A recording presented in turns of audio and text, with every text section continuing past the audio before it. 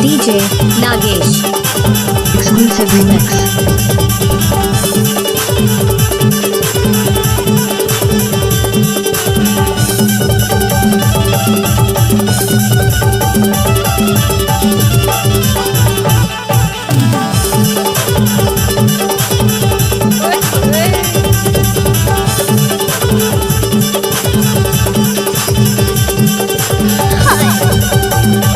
DJ Nagesh.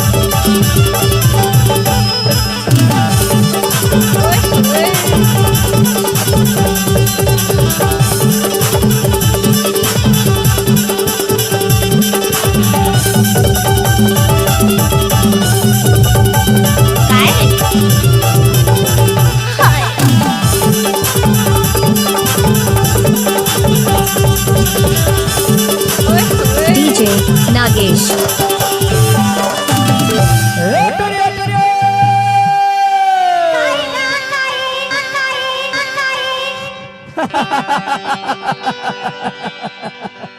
क्या कहाँ तक मानसा धक्के को राजा धक्का था वो नहीं होगा हाँ नाचा देखे बोल जाता हूँ नाचा देखे वजह था सना लेकिन कहाँ अभी अभी बिना DJ खाए आवाज नागेश। की छत्ती कर ले आवाज होगा अब ये कहाँ है जान थो कहाँ बैठेगा अरे एंटी आए ये कौन गावे जाना कौन गावेगा ये हाँ पर गावा गावे अच्छा कहाँ है गावा यहाँ हर बने सो समझ के रही कहा था वो काबर है काबर जान थो काबर DJ Nagesh. अरे दे हमार सरपंच भैया देख रही ना तमाम कसम रे कच्चा चबा जही रे ऐसा नहीं होगा एक एक तरह कहा था काका था ले सुन ले सुना ना अभी मारे तेरे अच्छा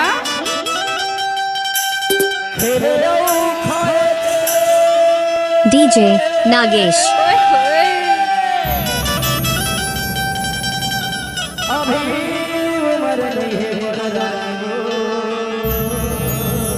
क्या मरवा का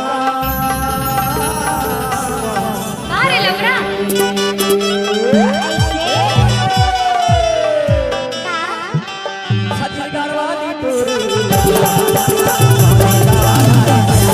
DJ Nagesh.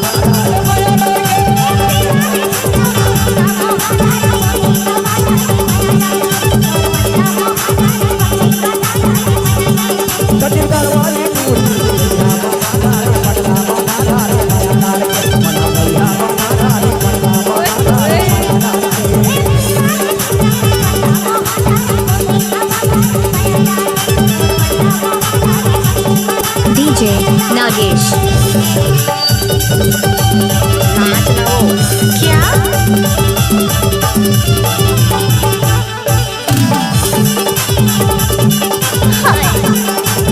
लजाबे झानो